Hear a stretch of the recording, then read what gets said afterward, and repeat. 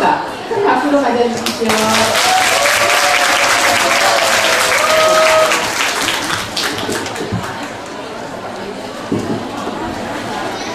제 목소리가 나가고 있어요.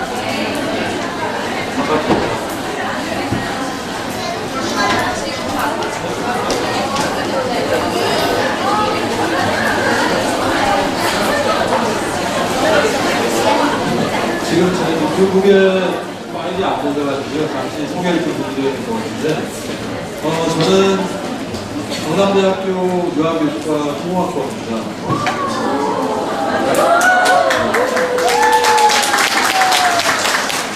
지금 20년이 지났는데요.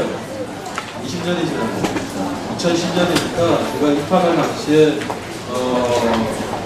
그 졸업하신 뭐 이렇게 83, 84, 68호 선배님들은 그렇게 말씀하셨거든요.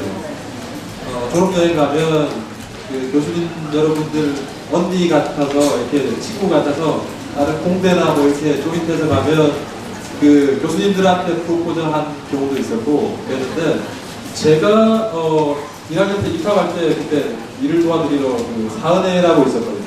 그때는 졸업하신 선배분들이 다 한복을 입고서 이렇게 오셔가지고 절을 올리고 교수님들한테 실제로 그랬었는데 그때는 이모님 같으시다고 그런 말씀을 많이 하셨고 그랬는데 요즘은 어떤지 잘 모르겠습니다.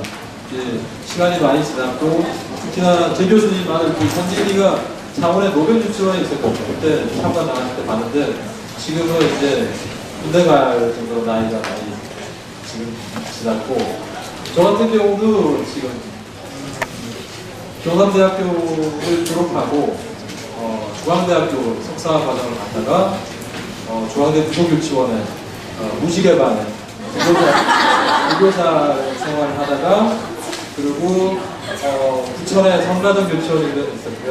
그리고 욕천동에 있는 엔젤 유치원 국화반 담임이 있습니다. 지금 내년에 제가 6월 달에 한번 학교에 다시 들어와야 됩니다. 왜냐하면 10년 전에 그 국화반 친구들이랑 타임캡슐을 2개 묻었어요. 유치원 마당에. 그래서 그 당시에 국화반 친구들이랑 같이 들은 노래들 그 다음에 생활 기록부들 그 다음에 자신한테 10년 뒤에 보내는 편지 그리고 제가 그 친구들한테 보내는 편지 학부형님들께서 이렇게 자기 자녀들한테 보내는 편지 이런 것들 항아리 2개 큰 거를 해서 유치원 마당에 묻었는데요. 그래서 기념이 될 만한 물건들을 좀 보내주세요 이렇게 하고 제가 그 편지를 드렸거든요. 학부형님들한테. 그러니까 어떤 친구는 돌반지를 가져왔고 어떤 친구는 그 처음 빠진 이를 가져오기도 했고 어떤 친구는 자기가 아끼는 자동차, 인형 뭐 이런 거 있었는데 그걸 묻다 보니까 항아리 큰 게 2개가 됐습니다. 그래서 내년 2월에 와서 그 친구들하고 만났는데 그 친구들이 고등학교 2학년이 됐더라고요. 그런 시절이 있었고 석사를 마치고 제가 2002년도에 조지아 대학, 유니버시티 오브 조지아에 있는 대학에 가서 박사를 마치고 지금 현재는 필라델피아에 살고 있고요. 필라델피아는 뉴욕 밑에 워싱턴 DC 조금 위에 있는데 학교는 거기에서 조금 떨어져 있는 한 1시간 20분 정도 떨어져 있는 델라웨어 주립대학에 유아교육과 교수도 있습니다. 자, 이 정도로 하면 제 소개된 것 같고요. 발표 시작하고 하겠습니다. 결혼을 했습니다. 결혼을 했습니다. 중요한 인포메이션 하나 있는데요. 결혼을 했고 개인된 아들이 하나 있습니다.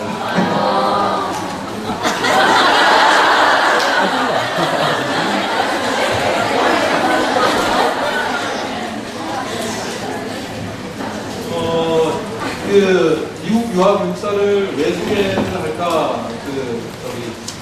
육아 정책이나 아니면 인생평가 프로그램에 대해서 하는데 히스토리가 반드시 필요합니다. 왜냐하면 유아교육사를 통해서 어떻게 그 평가 프로그램의 기준이 마련이 됐고 또 앞으로 지금은 어떻게 평가가 진행이 되고 있고 앞으로 어떻게 발전해 나갈 것인지를 명확하게 이해하기 위해서는 유아교육사를 간단하게 소개하고요. 그리고 유아교육기관이 미국에 어떤 그 시스템이 있나 거기가 이해가 성결이 되었지만 여러분들이 그 기관 평가에 대해서 이해하시기에 도움이 되실 거로 생각합니다. 그리고 미국의 유학 교사들은 어떻게 양성이 되고 또 그 평가 프로그램 과정에서 교사들을 대상으로 한 평가는 어떻게 이루어지고 있나 이런 것들에 대해서 이야기를 해요. 지금 제가 그 지구 반대편에서 왔기 때문에 지금 제가 살던 제가 지난주에 왔거든요. 지난 주말에 왔는데 지금 현지 시각으로는 지금 새벽 한 5시 정도 되거든요. 그래서 지금 밤을 새고 그러기 때문에 제가 좀 이렇게 말도 잘 안 될 수 있고 그리고 깜빡깜빡 할 수도 있으니까 여러분들 좀 양해해 주시고 큰 마음으로 이렇게 편안하게 보시면 될 것 같습니다. 자, 다음 거 볼까요?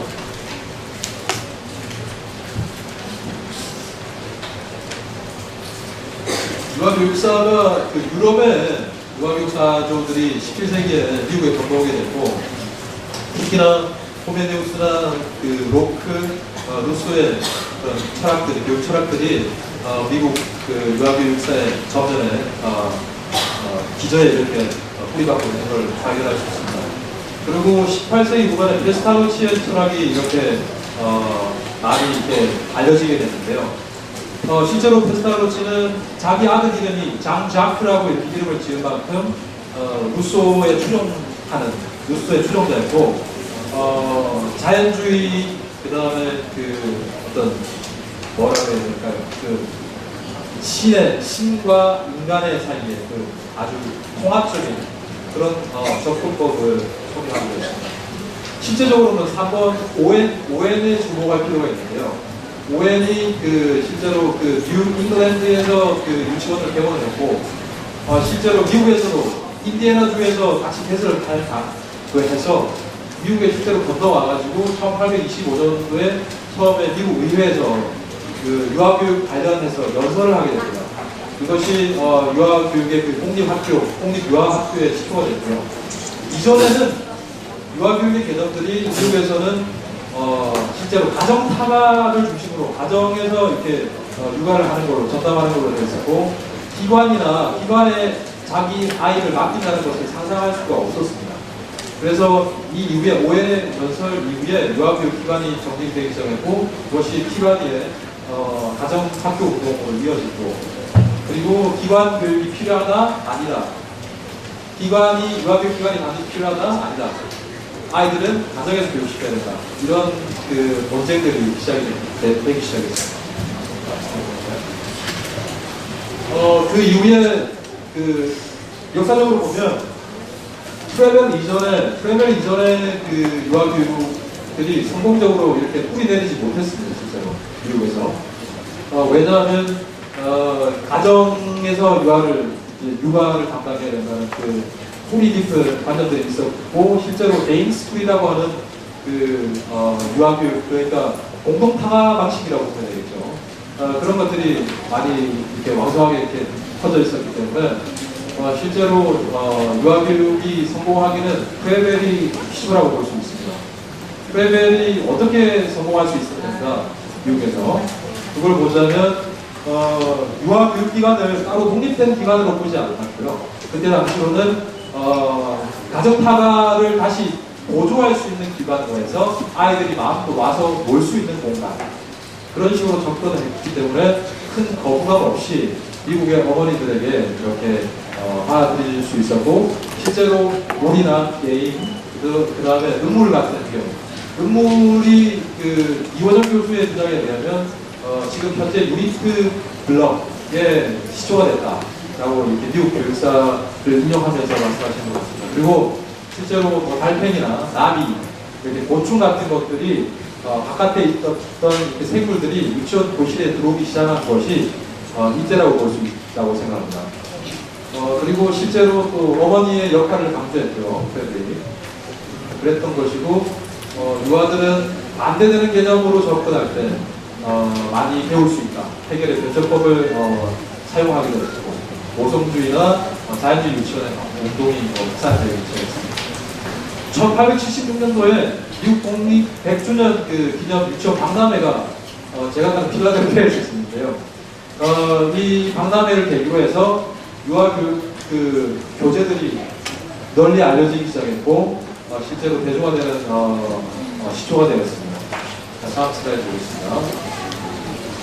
몬테소리 교육법 역시도 지금까지도 지금 큰 풀기로 유아교육 기관 중에 하나로 알려져 있는데 몬테소리 교수법이 1차 세계대전 이후에 미국에 들어오게 됐고 실제로 1920년도부터 30년도까지는 해외에 몬테소리 학교를 설립하는데 마리아 몬테소리 여사가 집중적으로 이렇게 투자를 했는데 실제로 스페인이나 이탈리아 그리고 인도, 미국 이런데 마리아 몬테소리 여사가 직접 현지에 몬테소리 학교를 설립했습니다. 설립했고 보급하는데 시대를 기울였던 시기라고 할 수 있습니다. 그 이후에 국제 몬테소리 협회가 이렇게 발족이 됐고요. 그리고 미국 몬테소리 학회가 설립이 됐습니다. 그래서 자유나 환경, 실생학, 감각 교구 이런 그 중요한 카테고리들이 지금 저 평가 인정을 받는 그런 기준이 되지 않나. 그러니까 현장에 우리가 유치원에서 어떤 머티리얼을 사용하고 그리고 어떻게 이용하고 아이들의 발달에 어떻게 도움을 줄 수 있는가 이런 기준들이 마련된다고 볼 수 있습니다. 7번에 주목하실 필요가 있는데요. 이쪽은 그러니까 미국도 우리나라와 마찬가지로 보육과 유아교육이 유한화되어 있습니다. 유한화되어 있는데 7번에 너스리 스쿨이 어떻게 보면 보육 쪽의 학교, 어떻게 보면 타가 학교라고 볼 수도 있죠.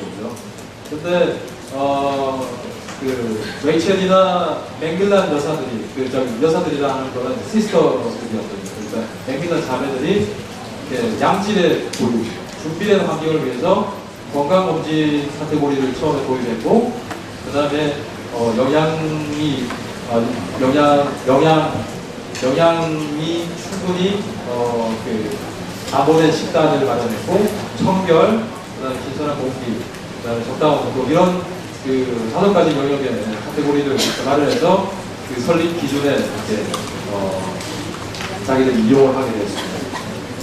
그리고 8번에 보면 연방정부가 이제 유아교육에 처음으로 개입하게 되는 시기가 있는데요. 이때는 경제대공황 이후에 유치원들이 도산하는 유치원들이 굉장히 많았거든요. 그래서 그 이후에 정부가 개입을 하게 돼서 경제적인 지원이 본격적으로 시작이 나타났습니다. 크게 유치원 그 기관 현황, 그러니까 유아교육 기관은 크게는 한 4가지, 5가지로 볼 수 있는데요, 미국에. 첫 번째는 킨더가든이라고 이렇게 우리나라 실정에 따지자면 병설 유치원, 그러니까 공립 초등학교에 구속되어 있는 유치원을 킨더가든이라고 하고요. 그리고 킨더가든은 만 5세를 위한 학교, 무상교육이 거의 미국의 많은 주들이 선택하고 있고요. 두 번째는 프리 킨더가든, 보통 프리케이라고 이야기하는데요.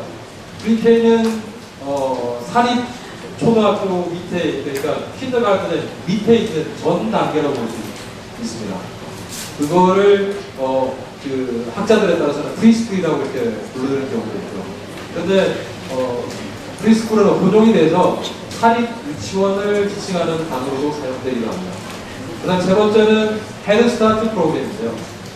헤드스타트는 1960년도에 그러니까 빈곤 그 층에 그 아이들 대상으로 하는 보상교육의 개념이 짙은 프로그램이고 연방 정부에서 경제적인 지원을 100% 하는 프로그램이라고 볼 수 있습니다. 그 다음에 보육시설이 있고 보육시설에는 데이케어 센터라고 하기도 하고 차일드 케어 센터라고 하죠.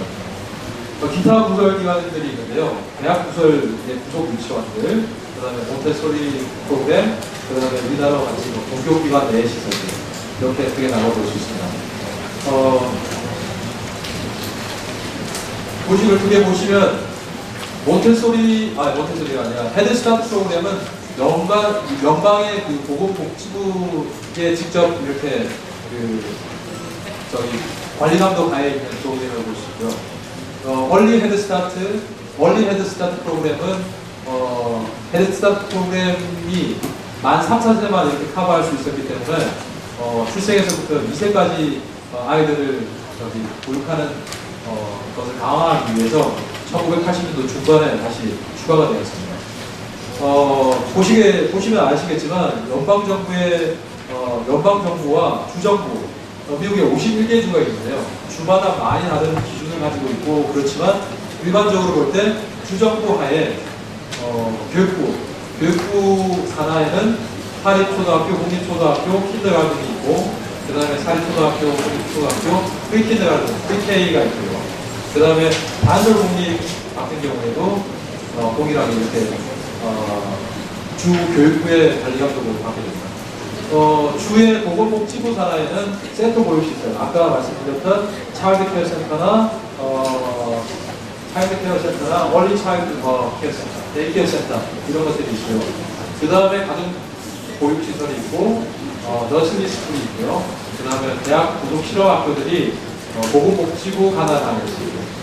다음 슬라이드 보시죠. 연령에 따라서 이렇게 유아교육을 보게 되면요.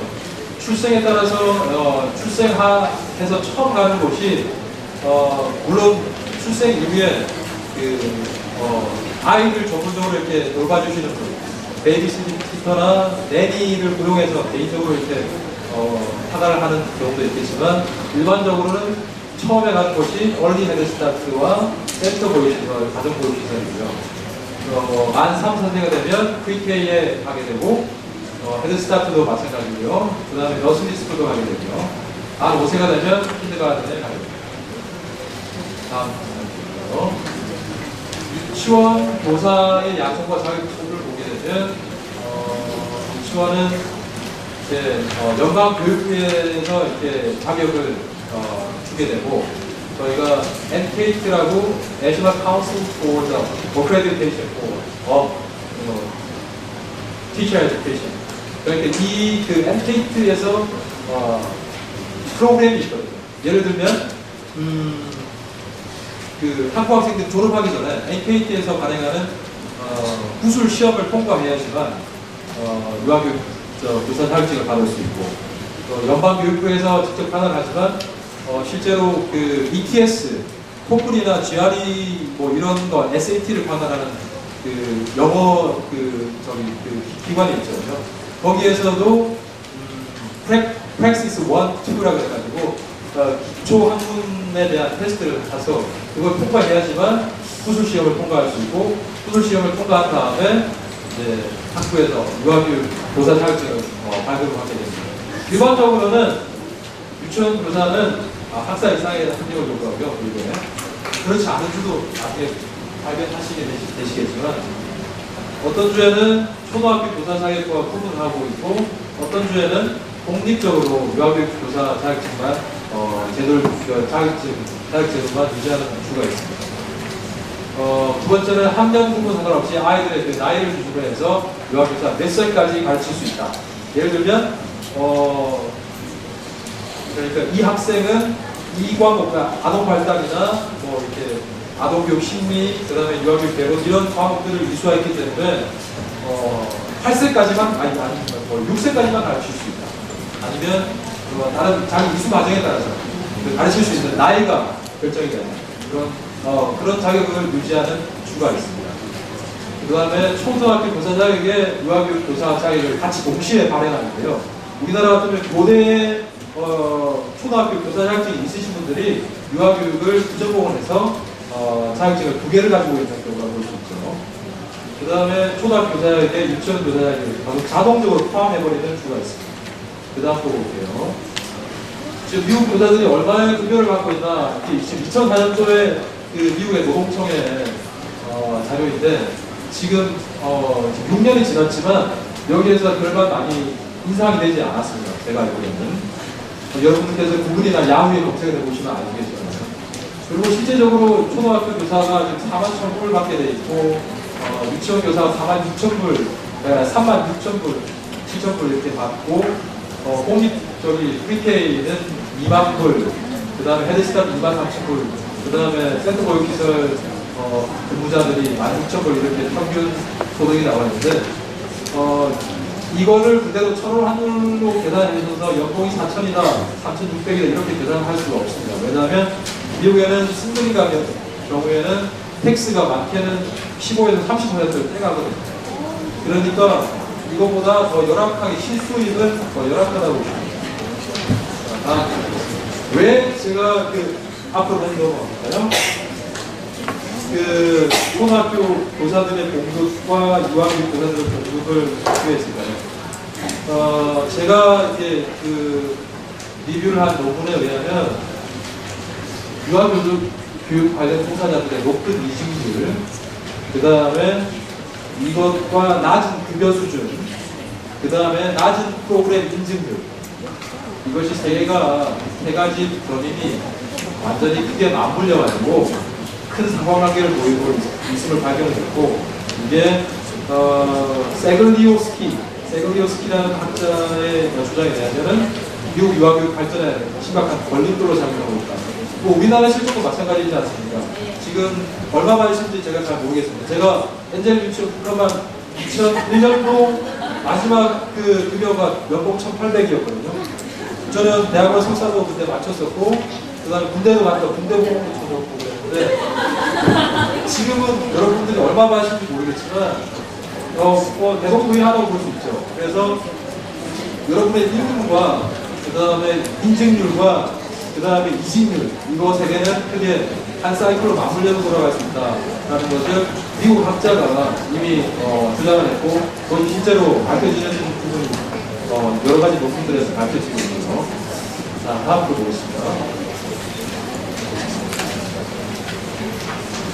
연방 정부의 그 기준에 의하면은 유아교육과 학생들은 다음과 같은 요구 표준 사항을 이수를 해야지만 유아교육 교사 자격을 받을 수 있는데요. 아동 발달에 대한 수업을 맡게 되고, 발달과 학습에 관한 것들, 그 다음에 통합 교육과정에 대한 지식들을 테스트하고 받게 되고요. 그 아까 말했던 구조 시험이에요. 그 다음에 평가, 어세스먼트에 관련된 것들, 그 다음에 반영적인 연습, 예를 들면 실습 같은 것들, 이론과 실제에 관한 것들, 그 다음에 가족과 다른 전문적인 파트너십에 대해서, 커뮤니티나 그런 파트너십에 대해서 요구받고 실제로 구술 시험에도 이런 것들에 대한 문항들이 있습니다. 예를 들어 한번 들어보겠습니다. 데이터번 한번 보실까요? 제가 미국 NAUIC에 보고서를 매 학기마다 제출을 하는데요. 유아교육과 학생들의 실제로 수업에서 어떤 것들을 이렇게 성취했고 어떤 것들을 성취하지 못했는가, 네, 쭉 한번 내려보시겠어요? 예, 됐습니다. 실제로 NAYC 기준에 의하면은 죄송합니다. 제가 간단하게 설명해 드릴게요. 스케일이 보통 이 사람은 꽈락이 됐다, 그러니까 통과하지 못했다, 이럴 때 3점을 부여하고, 억센트 됐다 할 때는 4점을 부여하고, 목표치에 완전히 달성했다 할 때는 5점을 부여하는 이런 세 가지 그 스케일이 있는데요. 예를 들면 케이스 스터디, 사례 연구, 그러니까 여러분들이 그 학부 때 유치원에 나가서 실제로 현장 실습을 할 때 여러분들이 그 작성했던 현장 보고서처럼 케이스 스터디, 사례 연구를 하게 되죠. 그것들이 이론과 실제 맞는가, 그걸 학생들 페이퍼를 보고, 이 학생은 이론과 학교에서 배웠던 이론과 현장에서 실제에 대한 것들을 페이퍼에 완전히 기술하지 못했다고 생각하면 제가 3점을 주게 되고요. 아니면 일반적으로 잘 적용이 됐다 할 때 4점을 주게 되고, 그 다음에 그 이상일 때 제가 5점을 주게 됩니다. 그 다음 데이터 2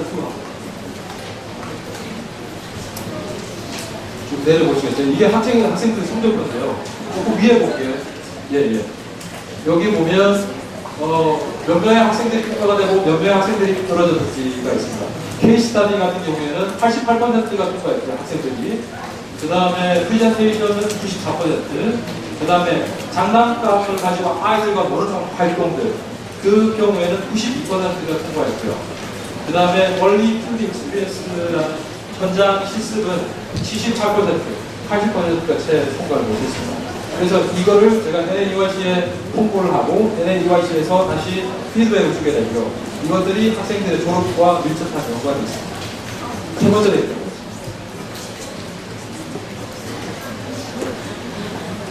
이것도 마찬가지고요. NAUIC 기준이 있죠. NAUIC 기준에 합당한가. 나중에 지금 여러분들이 NAUIC 기준을 10가지 정도를 이렇게 보시게 될 건데요. 학생들이 교사, 티칭에 관련한 것들, 커리큘럼에 관련한 것들, 지금 1점을 받은 학생은 통과하지 못했고요. 2점은 평균이고 3점을 받은 학생들이 통과하는 그런 기준입니다. 제가 이거는 익명으로 요구하기 때문에 스튜던트 1, 2, 3, 4라고 그냥 임의로 설정을 했습니다. 다음 슬라이드입니다.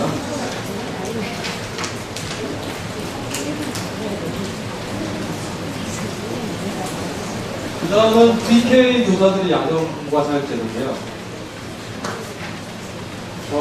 앞서 말씀드렸다시피 51개조가 있기 때문에 주마다 각기 다른 제도를 가지고 있고, 특별히 관리 감독하는 그런 부서들도 다를 수 있고요. 어떤 데는 그 보건복지부 산하의 아동부에서 관리하기도 하고, 어떤 것들은 보건복지부 산하의 여성 관련 담당자들이 관리할 수도 있고요. 어떤 부분에서는 보육 담당 관리, 어떤 부분에 있어서는 그 보건복지나 소셜 웰페어, 그 사회복지 쪽의 담당자들이 관리하는 주가 있습니다. 보통은 PTA 같은 경우에는 2년제 대학이나 차일드 디벨롭먼트 어소시에이트 과정을 이렇게 우리나라 같으면 보육교사 양성 과정이 있죠. 그것과 같이 이렇게 이수하게 되면 2년제 대학이나 일정 과정을 패스하게 되면 VK 교사로 근무할 수 있는 주가 8개주가 있습니다. 그 다음에 4년제 학사 이상을 요구하는 주가 로드아일랜드하고 뉴욕주가 있고요. 27개주에는 초등학교 교사 자격에 VK 자격증을 같이 합산해서 주기도 합니다. 그 다음에 독립적으로 유아교사 자격제로 초등학교 교사 자격증을 분리해서 자격을 주는 주가 9개 주가 있고요. 그 다음 초등학교 교사 자격에 VK를 같이 승인해주는 주가 9개 주가 있고, 어떤 주는 VK 프리킨더가든에 관한 자격제도가 없는 주들도 있습니다. 예를 들면 그 알라바마나 그 다음에 미시시피 같은 경우는 이런 자격제도가 없습니다. 세 번째로 보시면 헤드스타트 교사들의 나눔 자격제도를 볼 수 있는데요. 헤드스타트 액트라고 해서 1998년도에 그 헤드스타트 법안이 통과가 됐고, 여기에 준해서 2년제 학위 이상, 학사 이상의 학력을 요구합니다. 이것도 앞서와 마찬가지로 주마다 다릅니다. 7개 자격증 소유자일 수 있고, 이 중에 한 가지나 두 가지만 해당이 되면 헤드스타트 교사가 될 수 있습니다. 그런데 이전에는 일정 부분의 교사들의 자격이 담보가 되어 있지 않았기 때문에 연방정부의 보건복지부에서 2003년도 9월 30일까지 기관에 있는 교직원들의 50% 이상이 자격교사로 인정이 돼야지만 기관을 유지할 수 있고 예산 지원을 했는데 50% 이상이 안 되면 예산 지원을 중지시키겠다. 그래서 실제적으로 저 데드라인을 준 거죠. 한국에 지금 하는 인증평가에 언제까지 인증평가를 받아야 되는가, 이건 제가 구체적으로 아는 바가 없어서 말씀드릴 수는 없겠지만, 미국 같은 경우에는 법안에 준해서 기간을 주고 유예기간 동안 유예기간 동안 50% 이상 자격교사로 배치가 되지 못하면 경제적인 지원을 중지하는 그런 경우가 있습니다.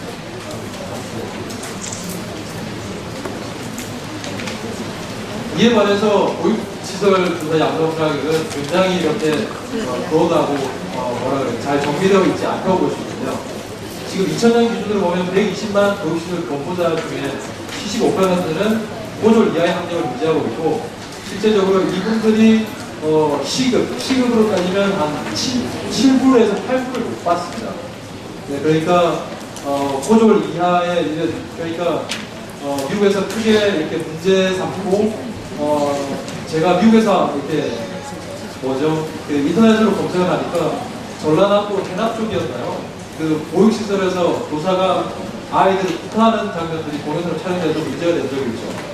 미국도 마찬가지구나. 이런 것들이, 그러니까 지금 보육시설 종사자들이 실적으로 담보되어 있지 않은 종사자들이 많기 때문에 이런 것들이 문제가 되고, 그런데 연방정부에서도 이런 부분에까지는 세세하게 관여하고 문제가 잘 안 되는 그런 부분을 알 수 있습니다.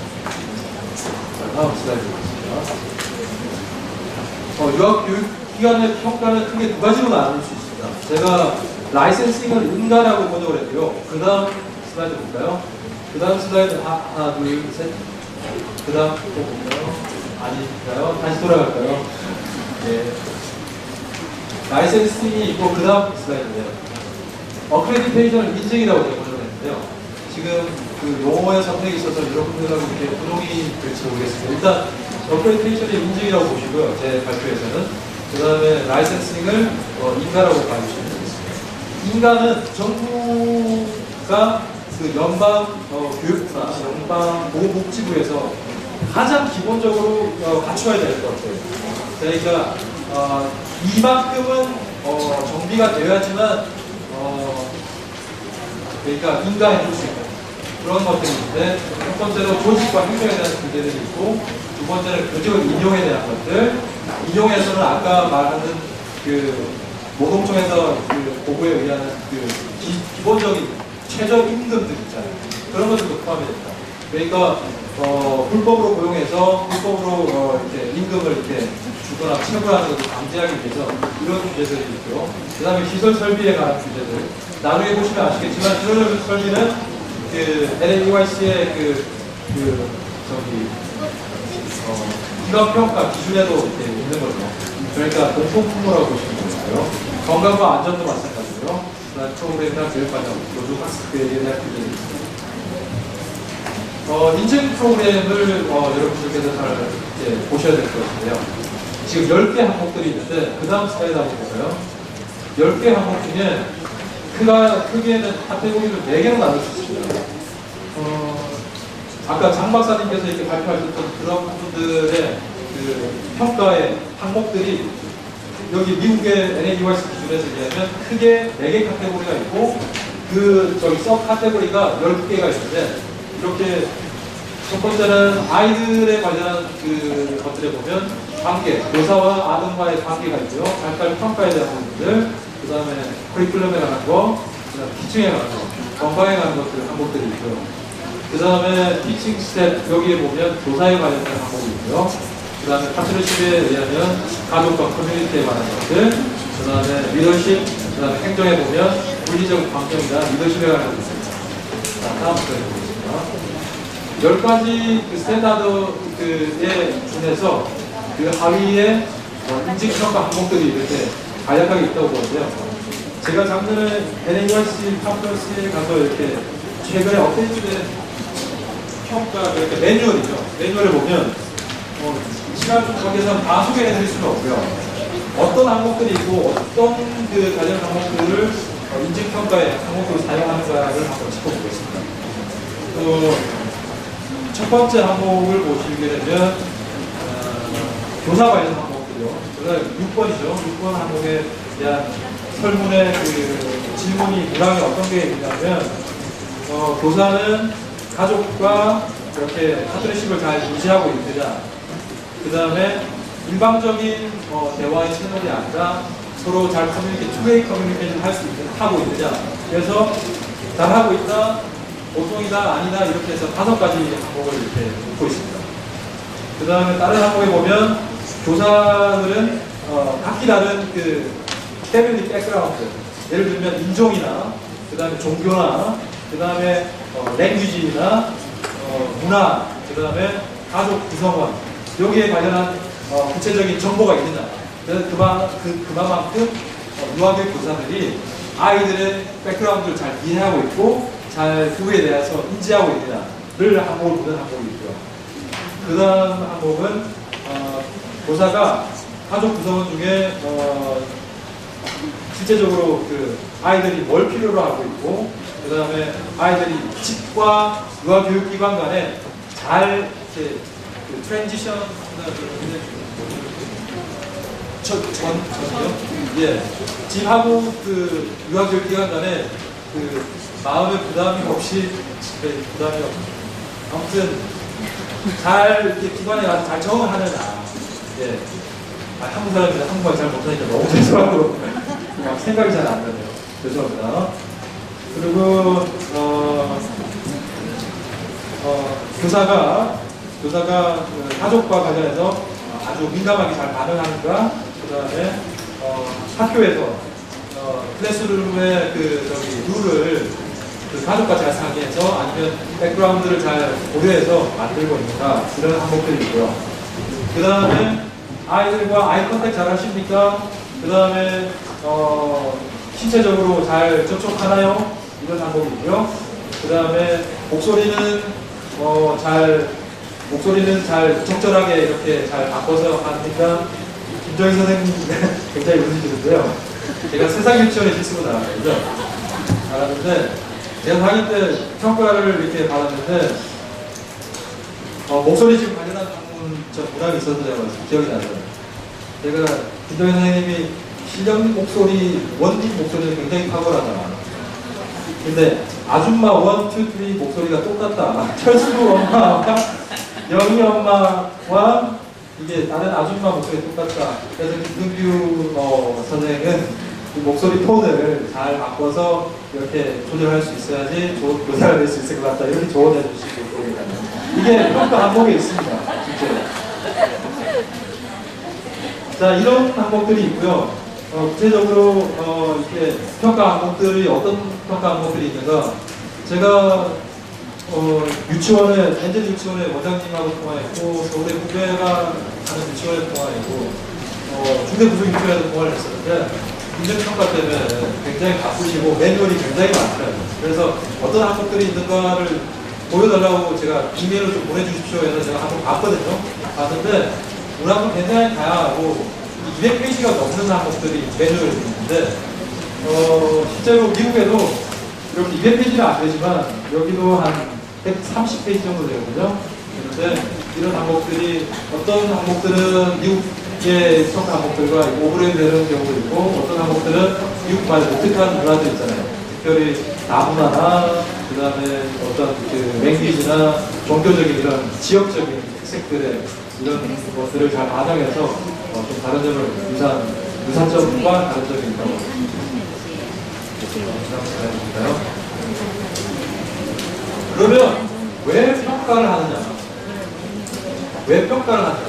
여러분 혹시 인증평가를 받게 되면 정부에서 대한민국 정부에서 지원금이 나옵니까? 나옵니까? 보건복지부에서 옛날에 초창기에 인증평가 초창기에 과천에 있는 정부 종합청소년에 있는 어린이집에는 50만 원을 줬다 그래요.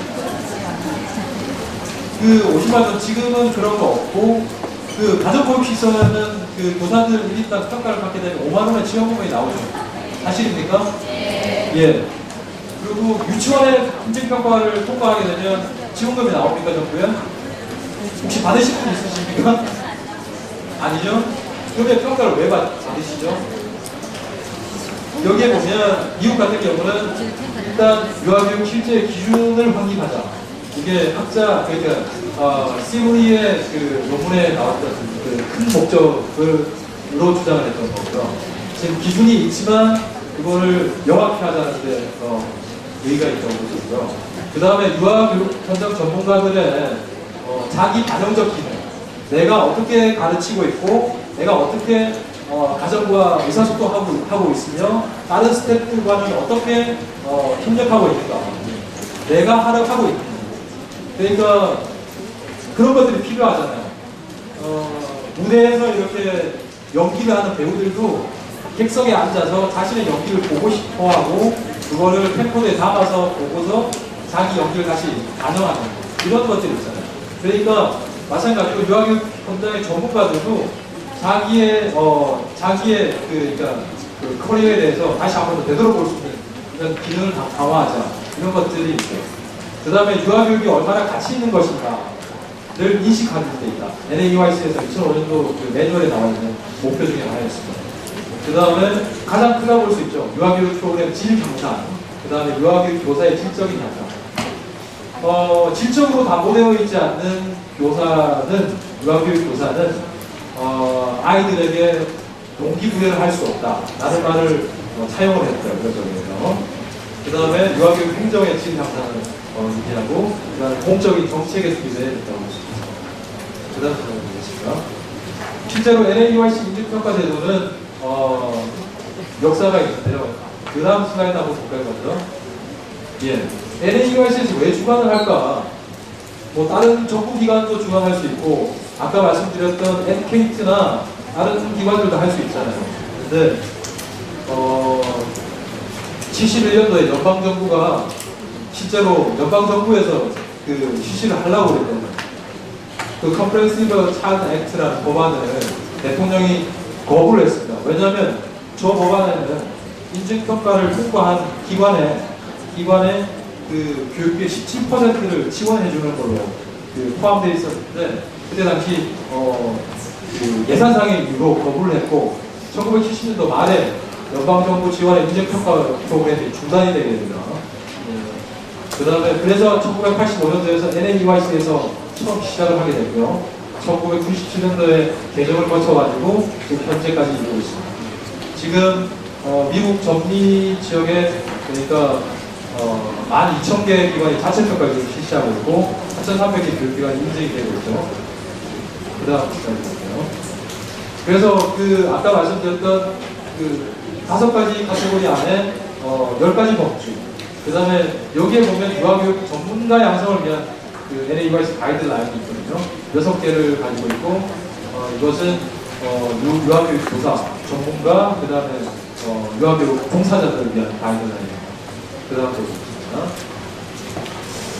잠시만 제가 시계를 하고 볼게요. 한 15분 정도 남았네요. 네.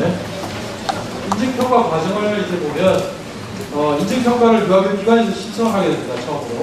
그렇게 되면 NAEYC에서 자체 평가서를 발송을 하고요.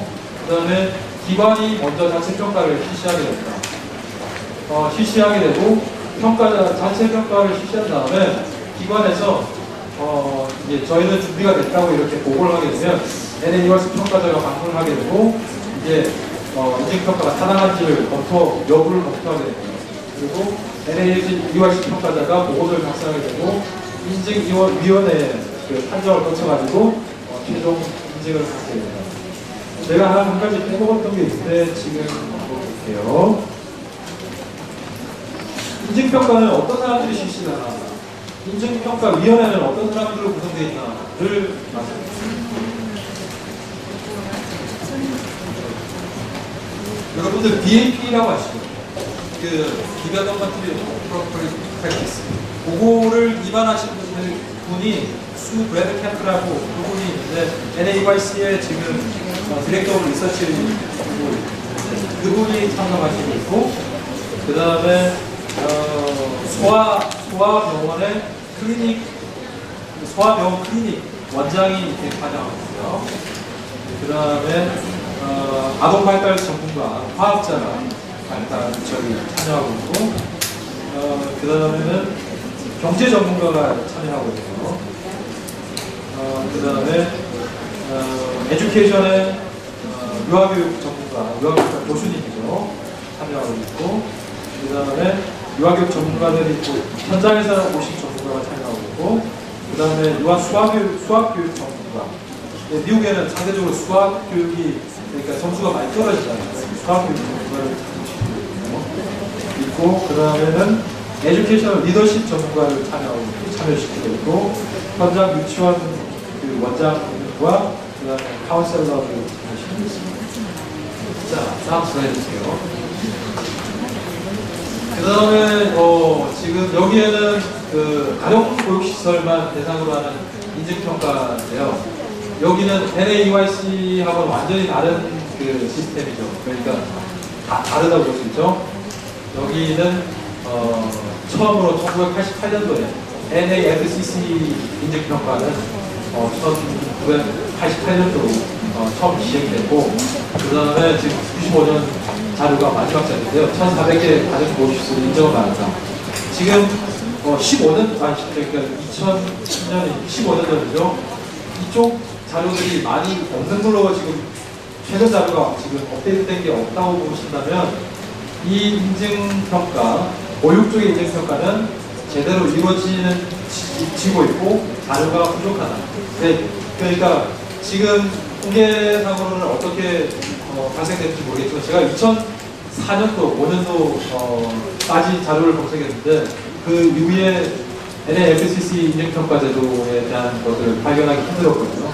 그러니까 교육 쪽의 인증평가는 시행되고 있지만 구체적으로 잘 이루어지지 않고 있다라고 감히 말씀드릴 수 있습니다. 그 다음 또 보세요. 기타 인증평가 제도가 있는데요.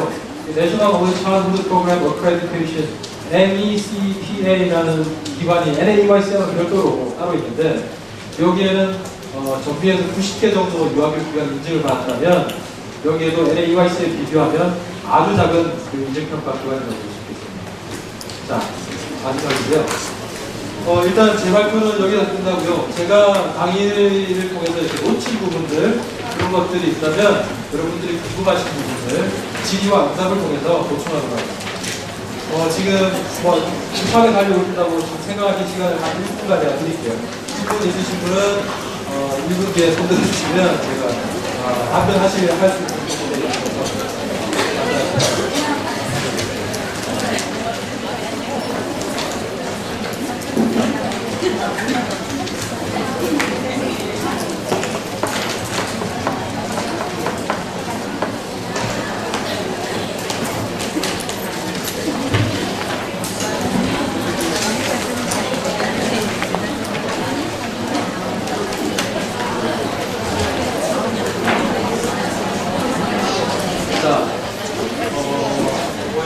질문이 준비되신 분 계십니까? 질문 준비하신 동안에 그러면 이제 브레인스토밍을 위해서 제가 이야기를 하나 해드릴게요. 제가 2000년도 당시에 그 엔젤 유치원 기억천동에 있는 거거든요. 북한만 담임을 할 때 아직도 기억이 나요. 그 친구 김영익이라는 그 남학생이었는데 저희가 그때 당시로는 급식을 받았거든요. 제일제당에서 간식이 뭐가 나오면 저 우유가 아인슈타인이라는 우유가 나왔어요. 그 우유를 저희가 받아 먹었는데 영희라는 친구가 하루는 찾아와가지고 있어요. 우유를 이렇게 들고 와가지고 선생님 참 웃기죠. 영희나 왜? 그러니까 왜 이렇게 아인슈타인이라는 과학자가 있잖아요, 그죠? 왜 사람 이름을 우유 이름에서 따왔을까요?